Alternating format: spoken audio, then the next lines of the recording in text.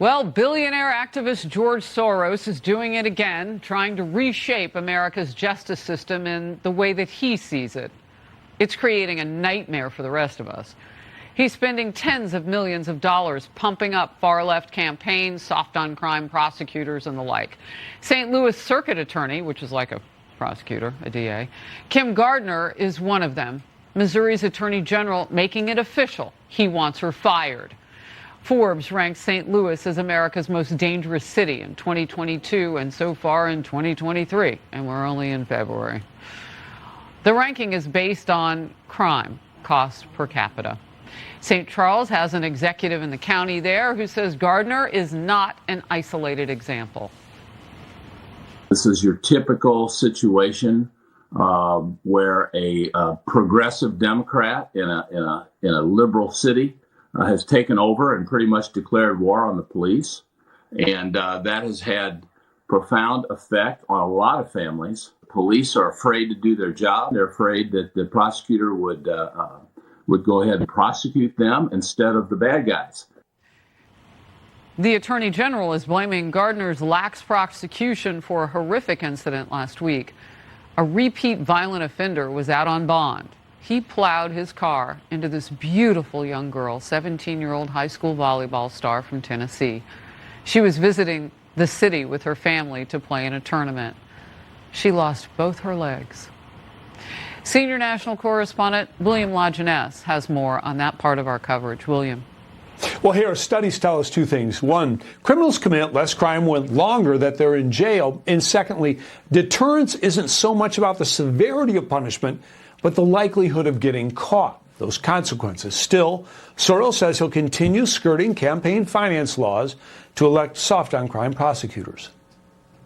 If incarceration alone worked in keeping our communities safe, we'd be one of the safest nations in the country. We cannot ignore these issues and have people cycle through our court system again and again. And as I said, by addressing these human needs, we address the broader needs of public safety.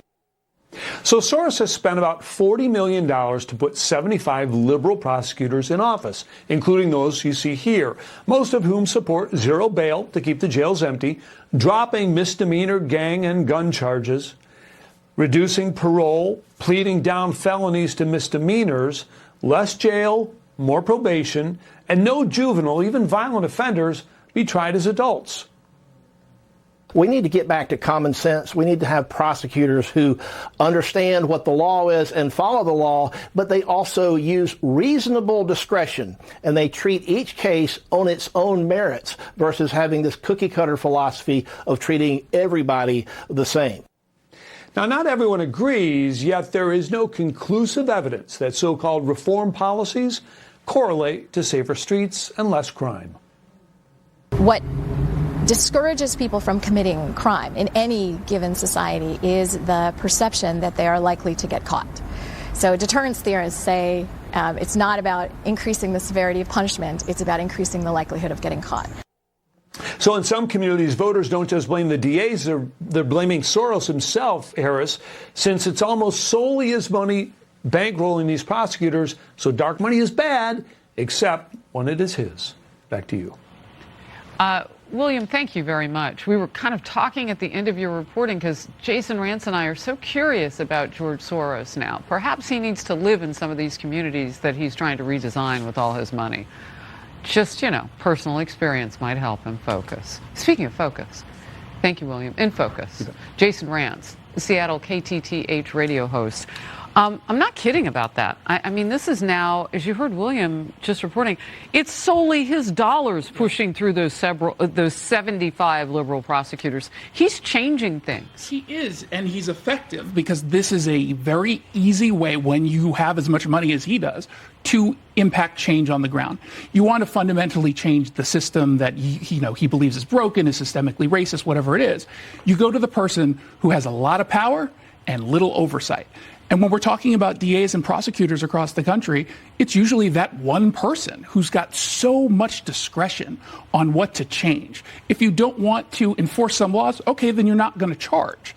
And that is a really, really easy way to change the system, but obviously we're seeing the consequences. All right, so it's time to, and it has been time to fight back. How do you fight back against George Soros and all of his money? More money? Do you change the law so that prosecutors don't have all that power with such little supervision, if you will, or accountability? Yeah, I mean, it depends on where you live. So if you've got a state legislature that actually can enact some sort of change, you go ahead and do it that way. I would prefer that. But the truth is, when we're talking about cities like Manhattan, when we're talking about Seattle, Portland, LA, San Francisco, it's going to take some money because the state legislatures are, in fact, motivated by the same ideology that's pushing George Soros. Interesting. Let's talk about mayors.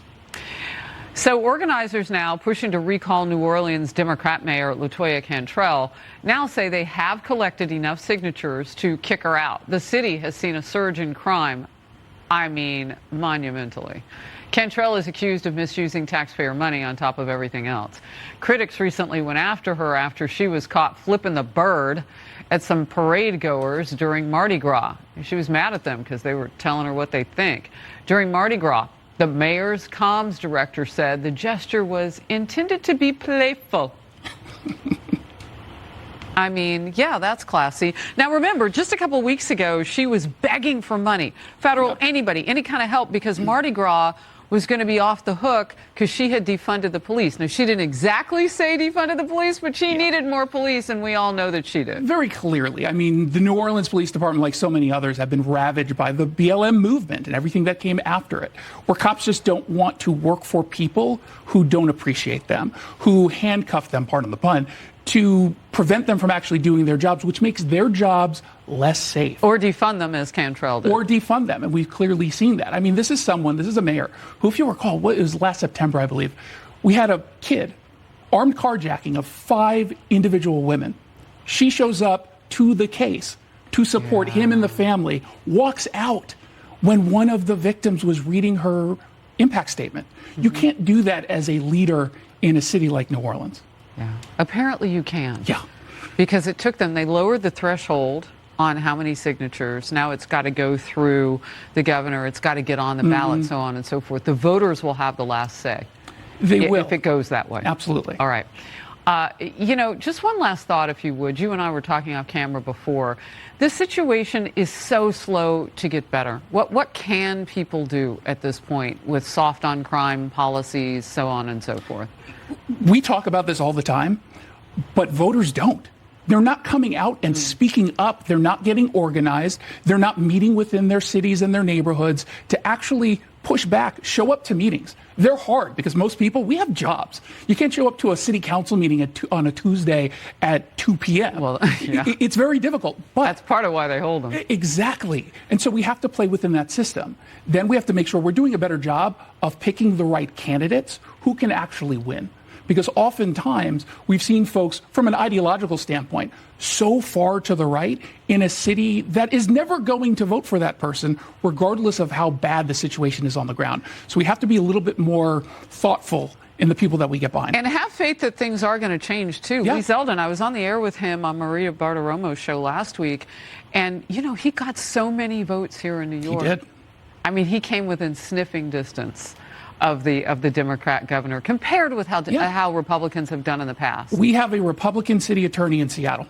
Now, it took her running against someone who literally wanted to abolish that position in order for her to win, but she's now stepping up and she's enforcing the law, and she's showing some more of the moderate Democrats that, yeah, we actually can do this. All right. Great to have you Thank in you person. so much. I appreciate it. Rantz. All right. Thank you.